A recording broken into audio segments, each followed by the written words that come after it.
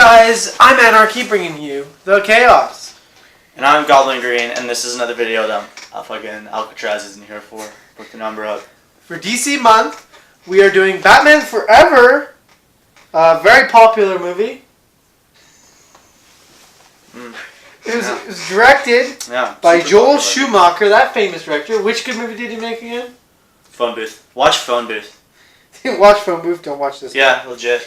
And the writers are all retarded. Lee Batchelor, Janet Scott Batchelor, Stupid. Lee Batchelor again for the screenplay, and Janet Scott Batchelor also for the screenplay. So basically, and then Akiva Goldsman for the screenplay. Awesome. So a married couple. Yeah, and some other dude. And some other fucking dude. So 3 people wrote this and clearly didn't know how to write. You know, also stands out to me.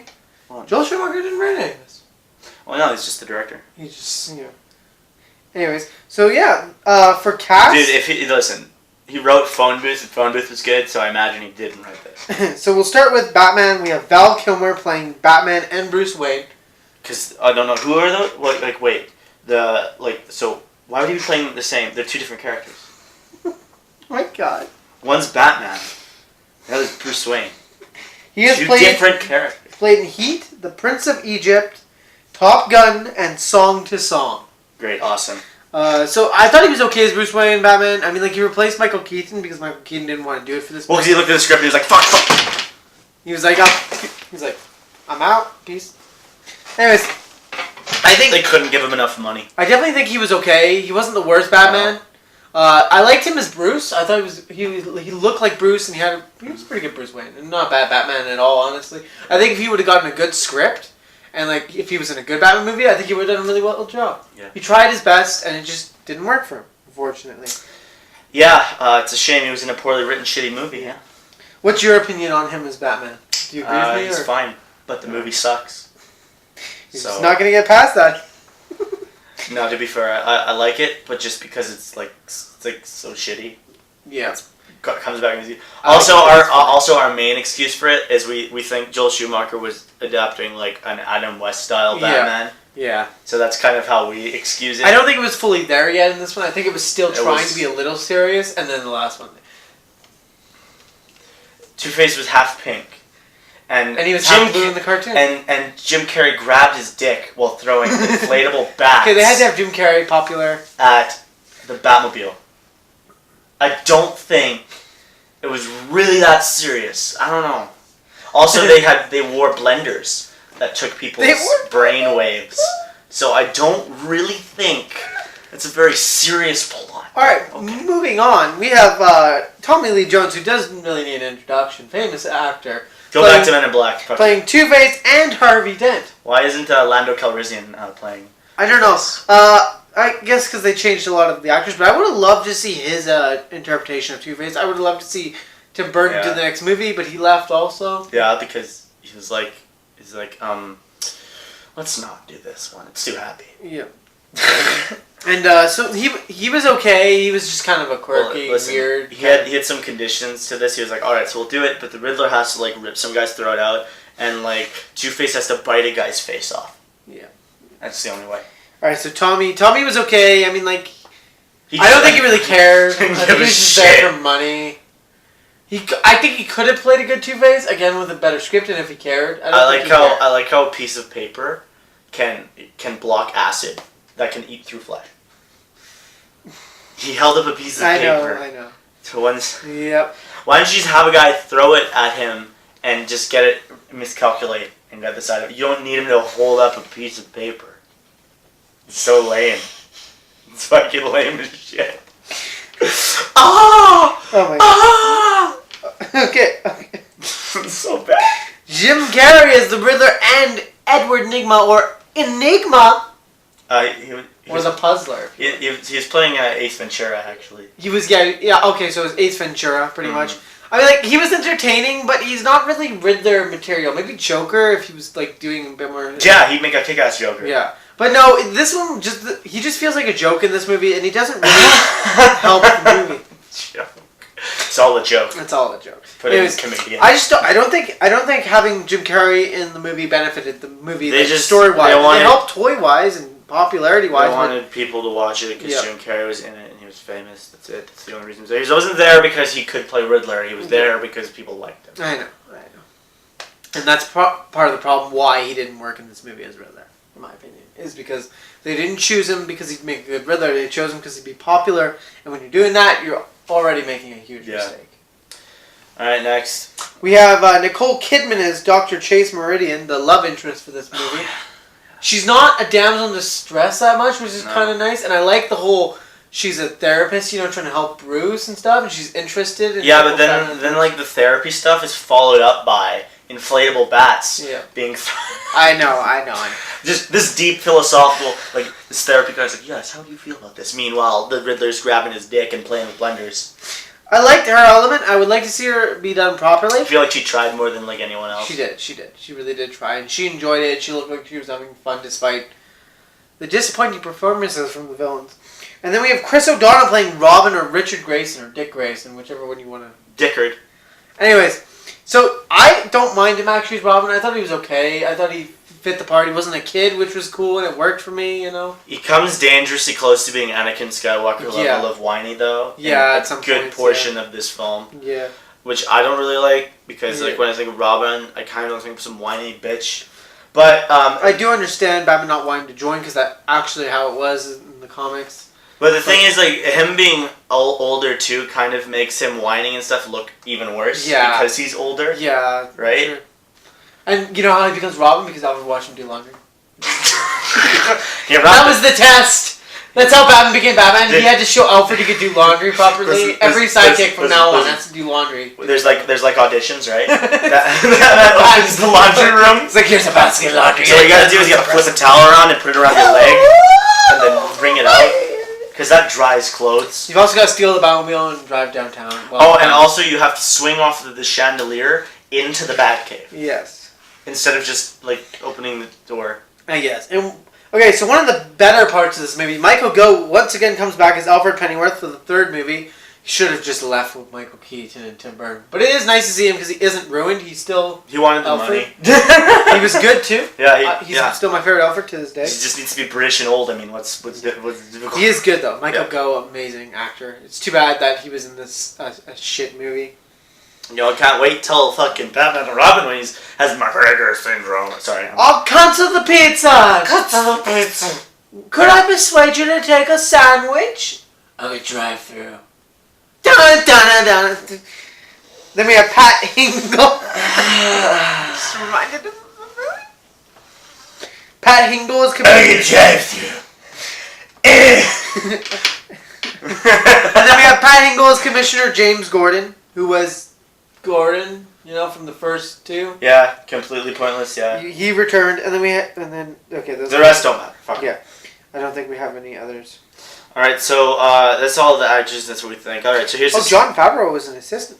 Well, there you go. That's great. Awesome. Thanks. Anyways. All right, so let's get into the story real quick. Yeah, you go. You do. Okay, so Two-Face just shows up. And you're just thrown in, and there's Two-Face, and everything's blue and red, and you don't know what the fuck is happening. But whatever, it's fine. And then like Two-Face comes to town, starts some shit, and then like Riddler is like, hey, I want Bruce to suck my wiener.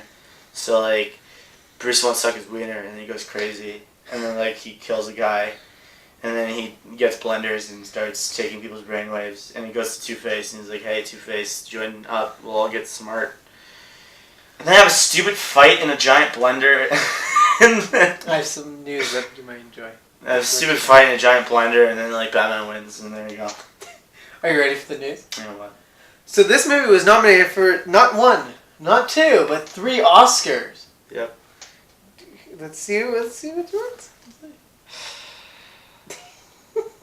You're just so disappointed. Yeah, let's see the nominations. Yeah, go for it. You can kill yourself. Okay, you got best. It was nominated for best cinematography. No way. Best sound. Okay. Sure. Best effects, sound effects, editing. Okay. Why not? Sure. Sure, there was no better movies with sound design. I like their credits. Well, we made sound. Oh yeah, and we held the camera to the screen. All right, I'm gonna level with you guys and be honest. I love Tim Burton's Batman. So when this came out, I was a kid and I liked it because I was a kid and I was stupid. But I'm gonna be honest here. If the same cast was in a Batman movie with good writers, yes, I think it would have worked. I think it would have been excellent. I think Val Kilmer could have nailed it as Batman. Chris O'Donnell, sure, make him Robin. It would have worked. I love the therapist angle with Chase Meridian. I think she would have done really good as her if they would have done a good job with the movie actually taking it serious. I think even Jim Carrey could have done well if they would have actually had some control over him. And I think Tommy Lee Jones could have made an amazing Two-Face. I think if we had a good writer and a good director, this movie might have gone somewhere and been a good movie. I definitely think it could have. The cast is not bad. Like, it's not an awful cast for a Batman movie, especially at the time and the popularity and... You know, that's my opinion. I know it wasn't a good movie, and I know it failed epically. But I think if there was a good cast, good writer and a good director, bam, we could have had a good movie. And then nipple suits. Gone. Good costume design. So, yeah, I saw this after, because, okay, I got into Batman pretty late in the game. It was junior high. Around junior high, I was going to start getting into this comic bullshit. Where it's true, it's bullshit. But anyways, so I decided I played the Arkham games, or Arkham game at the time. There's only one. Yeah. Back then. Yeah, back then. And I was like, wow, this is really cool. Batman is interesting. Nice. Good revelation there. Oh wow! And you know what's sad though is I was like, oh, the villains are so cool. Yeah. Batman's okay. Yeah. But anyways, so I listened to all the audiology stuff. I like Batman, so I was like, all right. And I was still a movie guy, even in junior high. Yeah. So I was like, all right. So I guess there's Batman movies. Well, then you go watch Tim Burton one. Right? Yeah. So basically, I was like, I'll watch the first like really famous Batman movie, and then I'll move from there to the ones that came later. Like how delayed that was. So I watched the first one. And I was like, wow, this is actually pretty good. Jesus, Tim Burton, man. Because I knew he could do like Nightmare Before Christmas. And that was the like only Tim Burton thing I'd seen. Yeah. So I was like, okay, we'll see. Batman. Batman was really good. I was like, damn, that's the shit. So I was like, oh yeah, I got the sequel. Oh yeah, Batman Returns. I'm like, wow, this one's fucking the tits too. Because again, I didn't know a lot about Penguin, so. Yeah. Yeah, and I was like, wow, this is pretty badass. And then I was like, okay, what's the next one? Oh, Batman Forever. Yeah! And I put it in, and I was like, this what? The fuck is this? Why is Robin doing laundry? Why is Robin Fuck. doing laundry? So, like, I was super confused. I was like, is this in the same series? Two-Face is different. Two-Face isn't... What? Forever brought me a lot of confusion. But I finished it and I was like, well... That happened? Well, it happened and I didn't really have a bad time, but it wasn't as good as Returns and Batman. Yeah. But I didn't really have a horrible time. I was like, oh, what's this next movie? Oh, Batman and Robin, and we'll get into that later. So let's get into... And I was like, okay, so that was horrible.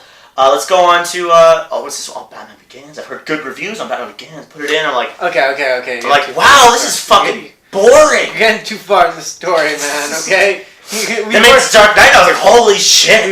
We've already done the Nolan series, and if you want to see them, you can click on some videos on our channel and watch them. Links, go. Some fun trivia news. Tommy Lee Jones was Joel Schumacher's first choice for Two-Face. Yeah. And it was because of the movie he did in 1994 called Client. Have you seen it? No. He really liked him. Anyways, and the only reason Tommy Lee Jones took the role was because his 11-year-old son convinced him to. Yep. So that's how Tommy Lee Jones became Two-Face. You know what's sad? How many superhero stories start with that? People getting cast by like their kid being like, you should play Spider-Man, or you should play Batman, or whatever. Ben Affleck he went to his son's birthday with a full Batman suit. His son actually thinks he's Batman, like when he's on like break from work and stuff. It's badass. He is actually Batman. He is really Batman. But anyways, yeah, so... Okay, I have a question for you. Mm-hmm. Your 3 favorite things about this movie. Because I know what the bad are. Trust me, there's a lot.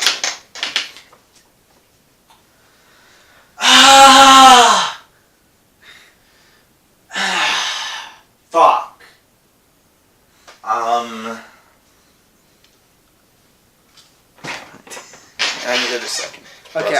I'll just talk about the movie. Okay, so 3. Do you need a minute? You go. Okay.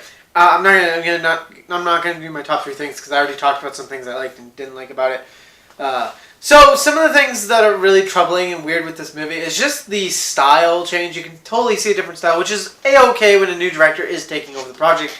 You definitely expect a different style, but I think it was just too much, too fast, especially when we're going away from that awesome gothic Tim Burton Batman universe that was just set up. Gotham?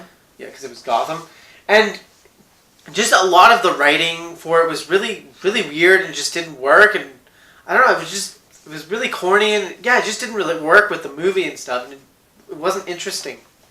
The cinematography was okay. Sometimes it was like fucking angle shots, guys. Stop it. There's so many angle shots, and I love how Batman first comes in. He comes in swinging off nothing, just lands in the city, and starts talking to Commissioner Gordon and the psychiatrist.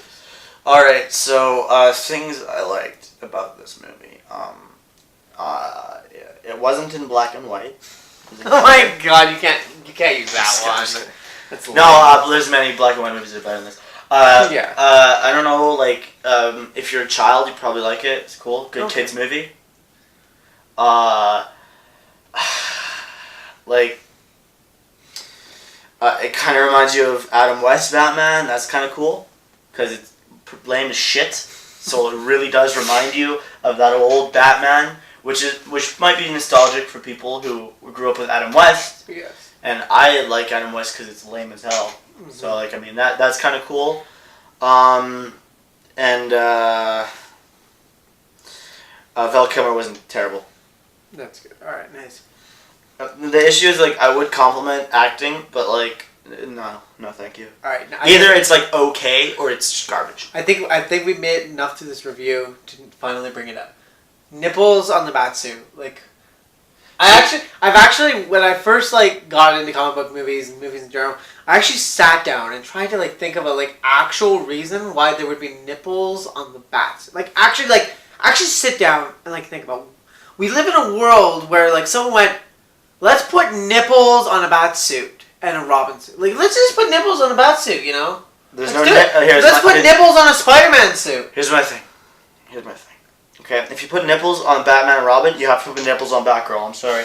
Oh my god. Can't not do that.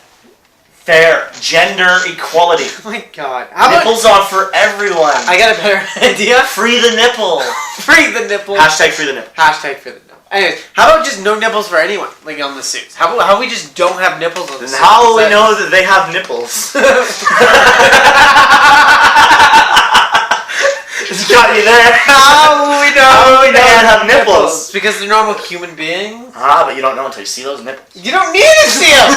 We know Ben Affleck's nipples. We don't need to fucking see them. See, that's why I'm not sure. Was it cold? See, I understand Batman and Robin. I was just gonna say. But like this one, they had no excuse to see. Listen, in Batman and Robin, he needs a nipple pocket right there because his nipples. The nipples show through the suit. That's actually not a costume design. It is that cold that Batman's powerful nipples are poking right through. And so same with Batman Forever. And not Batgirl though. She can handle it. What did you think of Riddler's origin? Because you're a big Riddler guy, and I'm sure you want. Oh, it was fucking horrible. His ass. I don't think it was like the worst. I'm fine with him working. No. You know what? He has worked at Wayne Enterprises before. I know. Some of the comics he has worked at Wayne Enterprises. I know. Yes. This is just very poorly executed. Very, very, very poorly executed. He comes out wearing a blender on his head. And that's how he's like, that's like the second scene with Riddler. He's coming out like, hey guys, I got a blender on my head. Let's meld minds or some shit. So in this movie they decided to make Edward Nygma obsessed with Bruce Wayne. That was the angle they were going for. Obsessed with Bruce Wayne. Like he wanted to be Bruce Wayne. I mean like when he goes to the party to lure like Batman and stuff, he's actually dressed exactly like Bruce Wayne. Hold on. Are you just processing You're telling me, just listen to this. Well, so you're telling me that this Riddler has the same origin as Electro from Amazing Spider-Man? Yep. They totally have the same origin. He's even working for Oscorp. Yeah. The difference is Peter doesn't know Oscorp. Oh my god, sorry, I had to process that they have the same story. Okay, anyways, and like that, it just doesn't work. I mean, like, I'm okay with him working with Enterprises, but like, Riddler just doesn't work with the movie. He doesn't help it. Like, Jim Carrey did not help this movie. Unfortunately, I do like Jim Carrey. He's a very good actor. Why does he have a blender that melts minds? What the fuck is that? I suck up your brain juice. I love the scene where Robin's driving the Batmobile through the city and like the wings are bouncing up and down because they're like all flimsy. As a Riddler fan, lame. Lame. You know the one thing Batman Forever did better than Batman Returns? They didn't have the signal outside the house. Yeah, that's lame as hell. That is so lame. I wonder who Batman is. Maybe the guy with a bunch of mirrors with a bat symbol on it. I don't know. No, it's not. It's different. They're different people. It's different people, okay? Bruce Wayne lives in Batman's attic.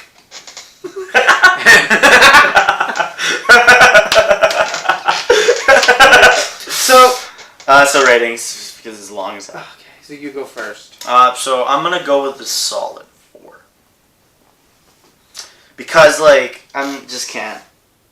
After, like, you watch Batman Returns and then you just throw you... It's like when you go from, like, a cold swimming pool and you jump in a hot tub. What? Would you like to hear the positive? What? It's not Nolan's Batman. I'd rather watch this on rerun than watch one of Nolan's Batman movies. Okay. I agree completely with you. I'm going to go 4.4. Yeah. Like, just a little bit more above, because I think it had something there for me, unlike the Nolan Batmans that were just shambles and the Nolan Batman. The thing with Nolan's Batman is that Nolan tried. Like, I don't think Joel Schumacher was actually trying. I think he was just making a commercial for toys. Here's why Nolan's series failed, okay? First, didn't do a laundry scene. Second, no nipples. Okay. And third, there were no mirrors outside of Bruce Wayne's mansion that reflect the symbol. Anyways, I think that's the biggest difference, is that no one actually tried to make like a good Batman movie and failed epically. Whereas they weren't even trying; they were just making a toys commercial. They're making a kids movie. They managed to do slightly, like barely, but slightly better than Nolan's. So I'm Anarchy bringing you chaos. I'm Goblin Green. If you like this movie, or you're interested in commenting or letting us know what you thought of it, or like why you like Batman, or what's your favorite Batman movie, let us know below and like and subscribe for more. We are Nerds United, bringing you another movie review. Alright, see you guys.